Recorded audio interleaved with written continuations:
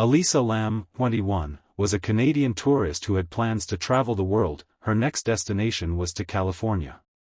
She needed a vacation to get away from all of the stress that came with being a full-time college student, but she wanted to be alone this time. However, during the scheduled trip to California, she went missing. So what happened to Elisa? February 2013. Elisa Lam checked into Hotel Cecil located in downtown Los Angeles, near Skid Row. Skid Row is a well-known hangout spot for drug addicts and homeless people. This was considered to be a somewhat dangerous area at the time and still to this day due to crime and unpredictable outcomes.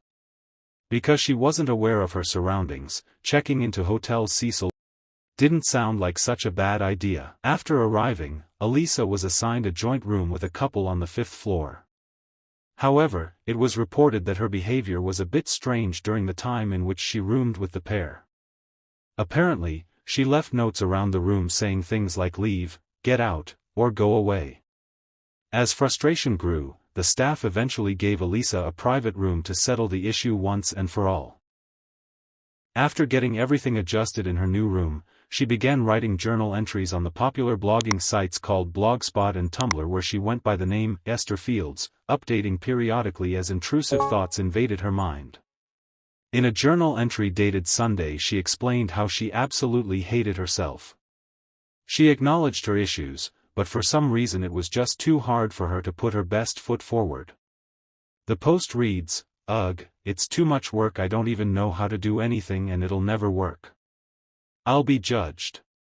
I can't do it. I can't do it alone. I don't know anybody, it will be a complete utter disaster and no one will care about it, and of course the of doing everything is to get attention and praise from other people. Yeah, I need to get the most followers and most views.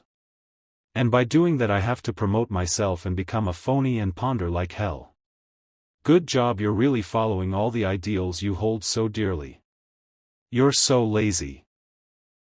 If you weren't so lazy, you probably wouldn't have dragged out depression for so long. You're a freaking phony. Why are you so picky?" The self-hate was normal for her, but she did a great job hiding it. Although her parents were aware of her mental illness, no one suspected that she hated herself. Another entry Elisa wrote titled Monday said, "Depression sucks. I have no control over my emotions. I will be happy for half an hour and then emotional again. So far all I've done is lay on my bed and watch episodes of Chopped. I'm just waiting for it to pass. I have severe trust issues, I think. I thought I chose friends carefully, but turns out not really. I just wish someone around me could understand what it really means to be depressed. Just so much pain." It was discovered early that she had bipolar disorder. Bipolar is a mental disorder that causes extreme mood swings.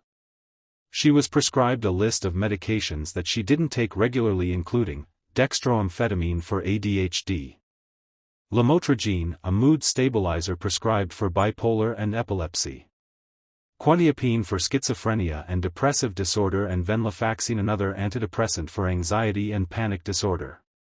Bupropion, another antidepressant. From the outside looking in, she was just a sweet girl enjoying life as she pursued her dreams, focusing on her college degree, but the truth was Elisa was dying inside as depression started to take control of the wheel. Unfortunately, Lisa never got the opportunity to get the answers to her questions answered, because on February 8, 2013, her parents reported her missing after multiple failed attempts to reach her. The hotel surveillance cameras captured moments before Elisa disappeared, causing many people to analyze and question what really happened after she left out of the elevator. As the video starts rolling, everything appeared to be normal. She walks in and pressed the number to her floor, but the door doesn't close. After a few more seconds, she looked out into the hallway to see if anyone was playing a trick on her before quickly going back into the elevator.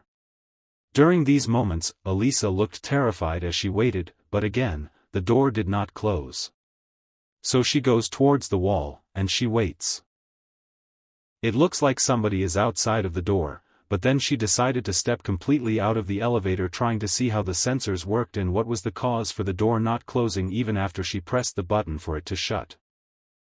Moments before getting back in, This time it looks like she pressed multiple buttons in order to get some kind of signal from the elevator. To her surprise, again, the door just wasn't closing. While in the hallway, she begins reaching for the air. Then it looks as though she's having a conversation with someone, but no one was there. She starts doing things with her hands before she finally disappears. You can then see the door strangely shuts before stopping on a couple different floors. Although there's a lot of conspiracy theory surrounding the events that occurred, a maintenance worker by the name of Santiago Lopez discovered Elisa's body in a water tank on the hotel's roof. The tank was a water supply that provided water used by guests for bathing and drinking.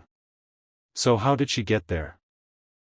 It is believed that Elisa was suffering from psychosis when she was seen on the elevator, which probably explains the strange hand movements, why it looked as though she was having a conversation with someone, the reason why she got on and off of the elevator, eventually climbing into a water tank. The water tank was huge, so how did she manage to make it to the top by herself? It would have required a ladder. Was the lid already opened once she reached the top? There's so many unanswered questions, including why the alarm didn't sound off after she gained unauthorized access to the roof.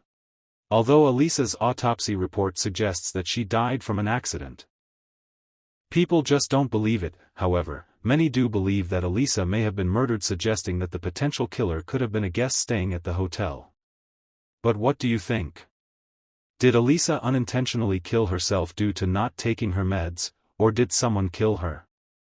Thanks for watching.